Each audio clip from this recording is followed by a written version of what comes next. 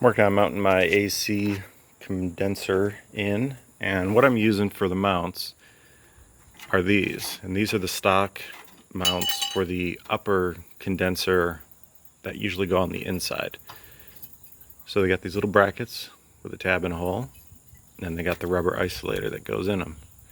So your truck normally comes with 2 of these, so I went to the junkyard and I got some more. So my plan is to use 2 on top, one there, and then down on the inside of the frame roll here, on the bottom I'll use another one. Right down here. So here's the modifications I needed to make to get the condenser to sit in front of the core support. So the first one is the hood latch. You got to cut that bottom of the bracket off. So now it kind of sits up in here. I'm going to have to space it out just a little bit, but that'll work fine. The second thing I did was notch the 2 frame rails down here.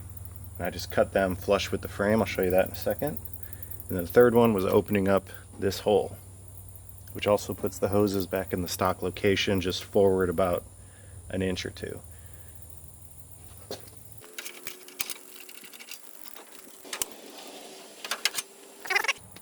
So for the frame rail notches, I just cut it flush with the top of the main frame rail, brought it out about 1.5 inches, then just zipped it up along like that. That's just giving me clearance so I don't rub. I'm going to probably bend this in a little bit and I'm going to clean all this up, but that gives you your rough cutout. Same on both sides. Then for the lines, to have an area to go through, there's a stock cutout that you can kind of see the edge of right here. All I did was extend it over and up, and I just went flush with this inner cross member here, and then cut an opening on the inside there. That just lets my hoses go through pretty much to the stock location. Like I said, just forward a little bit. So I also need to lay out all my hoses, and I'm using the stock LS condenser down here, and it has the divorced fittings where there's 2 separate bolts and 2 separate fittings. Some of them have the bolt in the center, and it's kind of a one piece. I'll show you that in a second, but that's the one I'm using. So I need to go from here to the compressor to the condenser, and the condenser back down to here. Okay, here's the basic AC system layout, and this is semi-universal no matter what you're using, whether it be stock components or whether it be something like vintage air or whoever else. So you got your little guy who's happy because he's getting cooled down inside the car here. Then your line comes out of the car, and you need a pressure switch, at least for GM. This is how it's set up. Pressure switch and a low pressure port. Then you got your compressor. Compressor line runs to the condenser. Condenser line runs back inside. And you need a high pressure port on that side. And then with GM, especially with S10s, they use an orifice tube, which is right here. And I'm going to be changing that out. Those are a couple bucks. You want to swap that. And this is your basic setup. So I've got this whole mumble jumble of used parts. And this is what I'm going to be using to make my system. So I wanted to show you that GM is fairly universal. Some of these are off full-size trucks, some of these are off S10s, some are off Blazers, all kinds of stuff. So this is your dryer thing. It's got a different name, I forget what it is. But there's a few different types of these, but you can interchange them. The fittings are basically always the same. So this one, for example, just has a pressure switch, inlet outlet, and a pressure switch port. Then you have one like this that has your service port on it also, and the pressure switch. Same inlet and outlet. So I'm going to mix and match all these pieces to get everything I need. Like for example,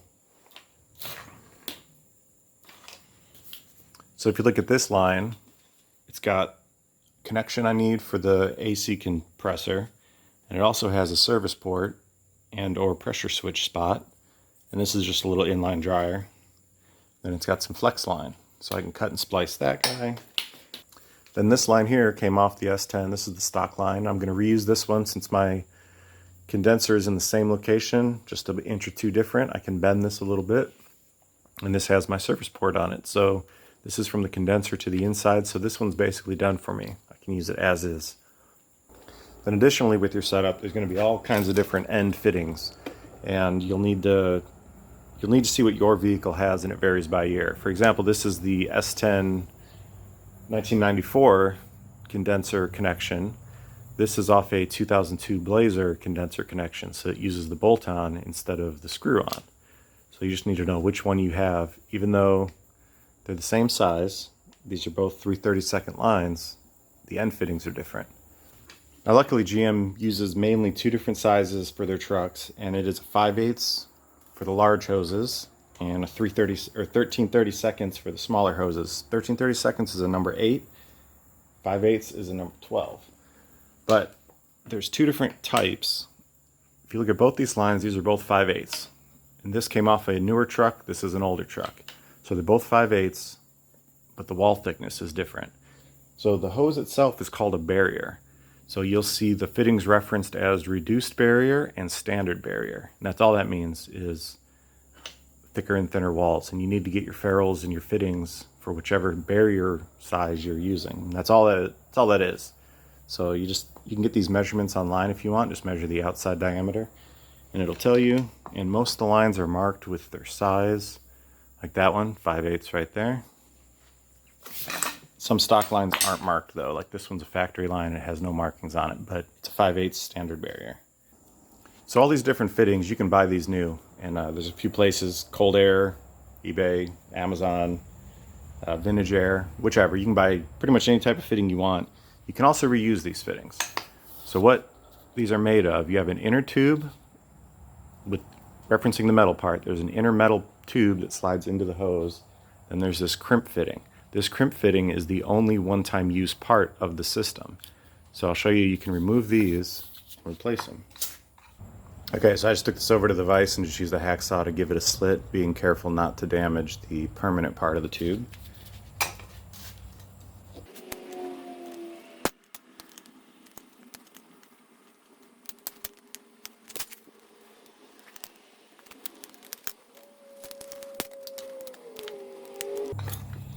So that's the crimp-on ferrule. That's all it is just an outer sleeve that crimps on. And once that's removed, the hose will just slide right off the barbed end. And that's it. So this is your reusable barbed end. And all you got to do is replace that ferrule and obviously the section of hose you cut off. So you would just take your new hose, pretend this one's new, slide it right on there, crimp it, and now you got a new fitting. So now I'm going to dig through my whole collection of junk and turn it into this exact setup with all the pieces that I need, and then we'll take a look at that when it's done. Alright, I have all my lines plumbed in. So I went ahead and went with this one where it's got the low pressure port and the transducer port, and that just runs a 5/8 line down to my compressor into that side. And with these hoses, they're so stiff you've got to loop them somehow.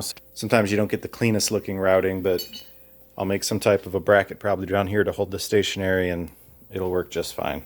So that goes down to the compressor. Compressor line here goes into the condenser.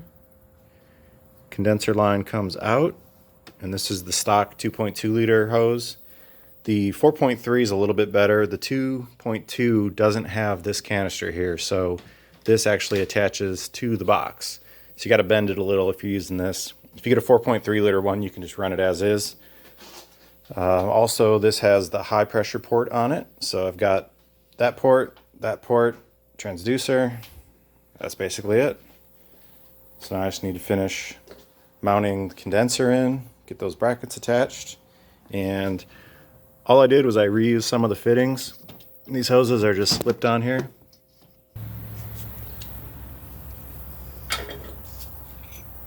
So here's what the repair ferrules look like. Like I said, you can get these in all four of the common sizes, reduced and non-reduced. So this hose is a non-reduced barrier, it's just a standard. So all you do to use these is you slide your hose in till it bottoms out, and then you can make a little hole for you to see that your hose is in there. Take your fitting that we cut the old ferrule and hose off, and it just slides in till it all bottoms out. And that's it. And that's ready to crimp on. So the last thing to do is mark it, and you want to make sure when you make these that they're clocked correctly. If you just stick this together and crimp it, you're going to screw yourself. So you want to install both ends wherever they're going to go, in the positions they're going to go. Then you want to adjust your hose so it's how you want it to sit.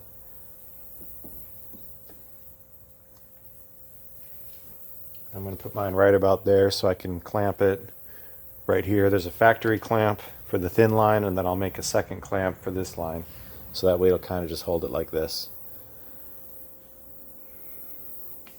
So the last thing to do is mark your fittings so that you crimp it in the right spot when you remove it. So here's my marks. So when I crimp it, I just need to make sure I line up all my witness marks, and then I'll be all set. So now we're ready to crimp this on. Here's a crimp tool I'm using, and you can find these a bunch of places. They're pretty common these days. You can get the hydraulic one, or you can get the one that you put in a vise. I personally prefer the vise ones, but the hydraulic ones usually come with the full set of jaws, and the vise ones don't, which I don't know why. Anyways, all you do is insert your tube, center it up, line up your marks, and then pump it till it's done. And then you wind up with a fairly professionally looking crimp. So the AC condenser install heck job is basically complete. I've left it all in the rough stage so you can see what I had to clearance and what I had to adjust. So got everything loosely on here, got the hood closed, so I'm gonna rip everything off and show you what I did. So the first thing is this cover plate. The only modification I had to make to this was I had to clearance one section. So on this piece, the only part I had to clearance was right here, this bottom tab. I just chopped it right off. It was broke anyway, so it kind of worked out good. And that's normally what it looks like over here. It's got the little body clip in it.